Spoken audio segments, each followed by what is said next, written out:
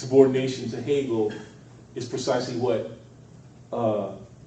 allows Fanon's work to exceed something problematically provincial in a certain kind of Afro-American, and it struck me as wrong, right? Because, I mean, it struck me that, I mean, this is something I think that it shows up in Glissant's work, right? And in Glissant's relation to Fanon. So Glissant instantiates a certain relation that needs to be worked through between Fanon and Deleuze, but even maybe more emphatically between Fanon and Guattari. Right? But one way it shows up is that is maybe the tension, which manifests itself phonically, right? That tension that disrupts anything like a dialectical resolution. It's an emancipation of a radical kind of dissonance, right? Sorry, you were supposed to say that. No, that's good enough. I mean, that might all just be, that's just off the topic. But you know, but I think I know what you're trying to. Well, I certainly agree with all of that. I mean, that's actually revelatory for me. I would probably ask two different kinds of questions. One is, let's say, Mu in the, let's call it post-philosophical Buddhist thought, non-religious religious thought of Nishida Kitaro, nothingness. It moves by way of a kind of sobriety, an affirmation, but a sober affirmation. The kind of aesthetic sociality that Laura Harris talks about seems to me also to entail this willingness to affirm all manner of laws as a condition of possibility precisely of a revolutionary sociality. And that if one cannot affirm it freely, I won't exactly say joyfully, but with laughter, the living of laughter, a laughter that has no resolution, is a diagnostic but not a therapy. It's transformative, but it doesn't necessarily give you whatever you may want or desire. That opens another path. And I think that this kind of, I want to say gesture, reference, but that, to me that moves in all the poetics of the way you were moving today. And that bespeaks a whole, none of the words are good enough for me. You know, there are practices that have gone before, to which you are, from which you are drawing and giving back to. And it seems to me that this kind of aesthetic sociality, Marx says, when I read Frank, when I read Jared, I actually feel that in the work. Yeah. So that's why I'm trying to. No, and it was like that thing where you say, there's an amazing thing about discovering that again in work. And you look for it, it's there when you look for it. You know, and the question then becomes, well, what are the conditions that make it possible to look for it? What are the conditions that make it possible to look for what's there? You see what I mean? Because normative, you know, professional kinds of academic disputation are always kind of pushing you in the direction of trying to look for what's not there. To look for the absence, so you can, not even so you can fill it up, just so you can point it out and mess with people about it. I realize I probably should have indexed. Ellison has an incredible essay called An Extravagance of Laughter. And in one scene, he finds himself laughing and howling uncontrollably at a performance of a play about the South. But he tells an incident, which for me is what's in my mind. It was a kind of apocryphal story that passed around where he, at Tuskegee Institute, where he was a student, of a group of boys going from one town to the next on a Friday night to enjoy a kind of dance and sociality where the girls were. Driving back, they're stopped by a white officer, middle of the night. He asks them, "Who are you? Where are you going?" Asks everybody's names, he lists everybody's names. Gets to one fellow and says, "What's your name?" The fellow says, "I'm white." the officer says, no, you're not. He says, I'm white. What's your name? I'm white. No, you're not.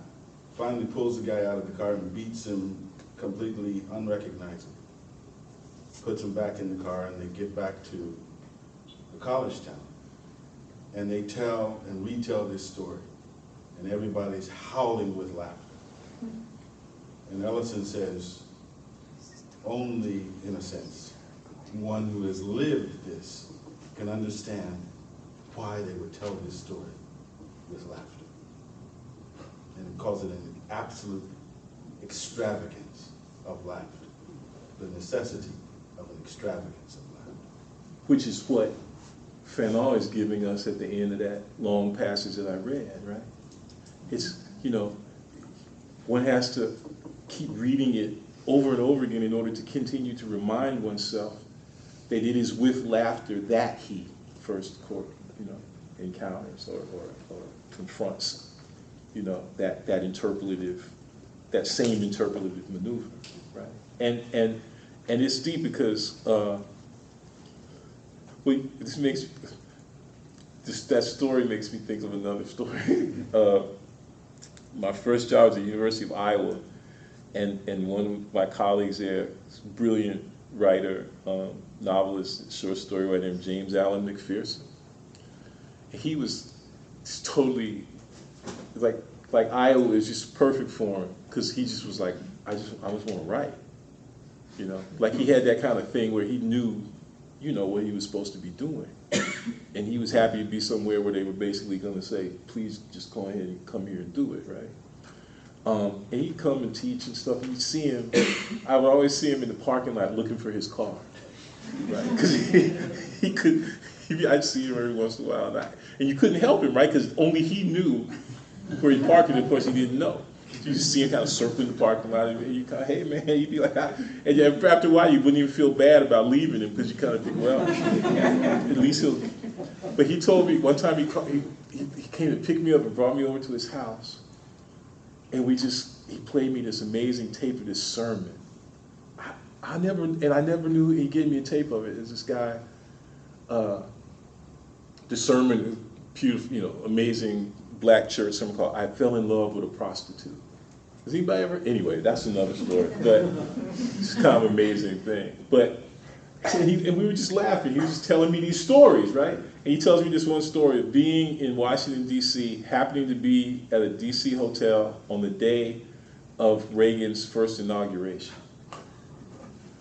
And he's on the elevator with his daughter. And the elevator opens up, and there's this white woman in a taffeta dress on her way to an inauguration ball.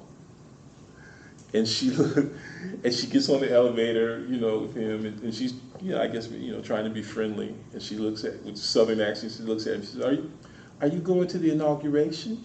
And McPherson looks at her and says, "Madam, I'm colored."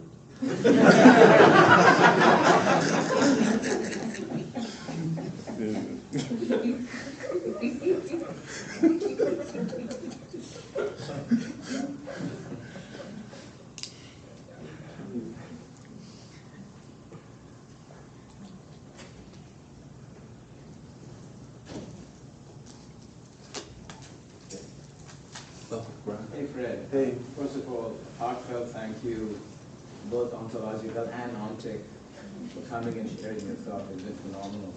The question about, I have a bunch of things, and I hope I'm making sense, and I will be incredibly tactic. It's about the propriety of the symptom. When is a symptom proper, when is it improper? It seems like you're saying kind of an aporetic relationship between two propositions. There is nothing that is not pathological. And on the other hand, some things are specifically pathological or rendered pathological in a world structured in dominance. So the question then is, as I help you to kind of mediate between black skin, white masks and the rest of the earth, what happens to the neurosis as symptom as it moves from the temporality of ontology is affected by the potential correctiveness of something called nationalism. The Mujahideen, for example, in Fanon. And with that comes the moment of occult instability. So I'm just trying to see there's a sense in which thesis A, the symptoms are independent of all structure. In other words, the symptoms are waiting to become syndromes, and the syndromes become intelligible. You know, the abject symptom versus that which can be read into meaning, which is epistemologically cultivable, which is open to semanticization. And then there are structures which are not one's own, and which is why there is neurosis. But the other thing is, structure by definition can never be one's own. One can pretend that naturalism can be one's own, but it never is. So in this very unequal, asymmetrical dangle between the temporality of ontology and what I would call the ideology of historical time, if you could say something more about what is at stake in Fanon's work in general, but also in general about what pathology is.